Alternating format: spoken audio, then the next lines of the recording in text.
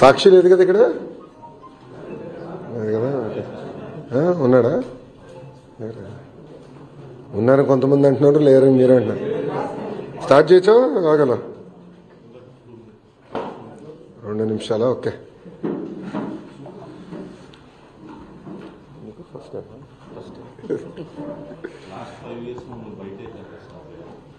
అందుకే AC room లో కూర్చుంటున్నారా ప్రభుత్వం గత ప్రభుత్వం ఏం కట్టిందిరా స్వామి గత ప్రభుత్వం ఏం కట్టింది చెప్పండి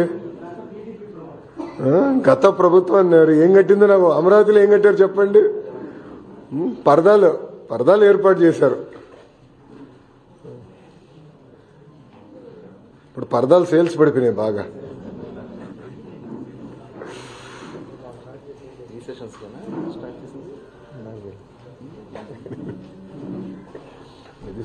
మంత్రి గారు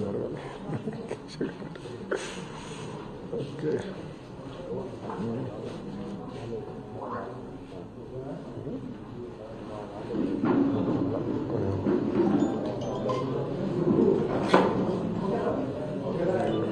ఓకే మొదలు పెట్టచ్చన్నా ఓకే అందరికీ నమస్కారం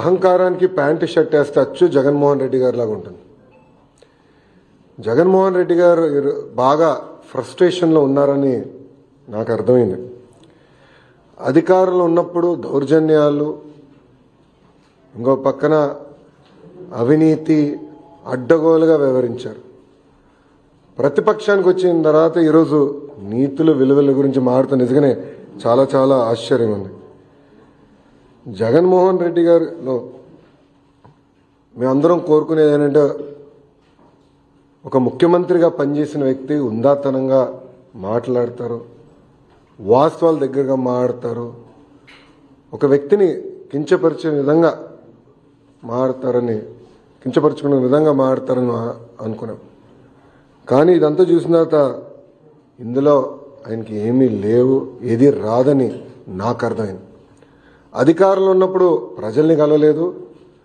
ప్రతిపక్షానికి వచ్చిన తర్వాత హౌస్కి రారు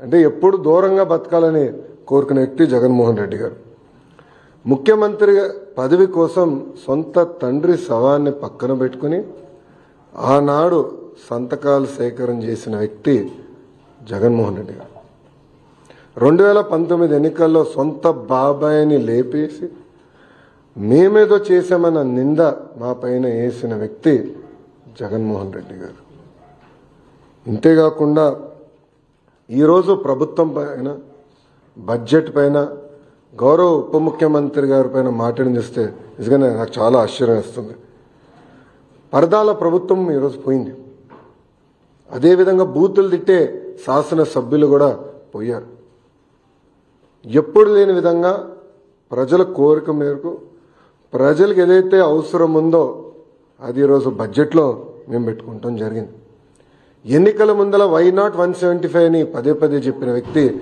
ప్రజలు 11 స్థానాలు ఇచ్చారు ప్రజలే మీకు ప్రతిపక్ష హోదా ఇవ్వకూడదని నిర్ణయించుకున్నారు అది ఆయన ఇప్పుడు కూడా తెలుసుకోకుండా నిన్న చెప్పా వన్డే ముఖ్యమంత్రి కరెక్ట్గా హౌస్ ప్రారంభమయ్యే రోజు మొదటి రోజు వస్తారు నాకు ప్రత్యేక హోదా క్షమించండి నాకు ప్రతిపక్ష నేత హోదా ఇవ్వాలి అని కోరుకుంటాడు వెళ్ళిపోతాడు మళ్ళీ ఎప్పుడు ఆయన కంపడు అలాంటి పరిస్థితి మనందరం చూస్తున్నాం ఇప్పుడు ఆయన ఆలోచించాలి ఎందుకు 11 స్థానాలు ప్రజలు ఆయనకి ఇచ్చారు ఆయన ఆలోచించాలి ఎందుకు సొంత తల్లి చెల్లి కార్యకర్తలు నాయకులు ఆయన నమ్మట్లేదని మొన్న బ్యాలెట్ ద్వారా దాదాపు 67% ఓట్లు కూటమి అభ్యర్థులు ఆల్పాటి రాజేంద్ర ప్రసాద్ గారు ఇంకో పక్కన రాజశేఖర్ గారు ఓట్లు సాధించారు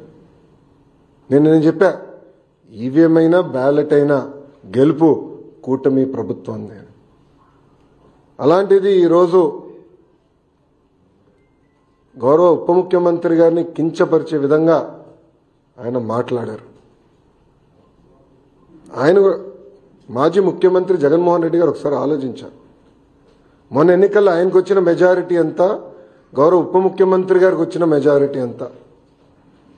మొన్న జరిగిన ఎన్నికల్లో వైకాపాకి ఎన్ని సీట్లు వచ్చినాయి, జనసేన పార్టీకి ఎన్ని సీట్లు వచ్చినాయో ఆయన ఒకసారి ఆలోచించాలి. అంతేగాని నోరుంది కనుక ఇప్పుడు కూడా నేను అనుకుందే రైటు, అధికారంలో ఉన్న వాళ్ళని నేను కించపరిచే విధంగా మాట్లాడతాను, ఎగతాళి చేస్తూ ఉంటాం, నిజంగానే చాలా చాలా బాధాకరం. ఈరోజు రాష్ట్రంలో మీరు చూస్తే ఎప్పుడు లేని విధంగా మన అభివృద్ధి కార్యక్రమాలు మనం ప్రారంభించుకున్నాం. ఎప్పుడు రాని విధంగా ఈరోజు పెద్ద ఎత్తున ఆంధ్ర రాష్ట్రానికి పెట్టుబడులు వస్తున్నాయి.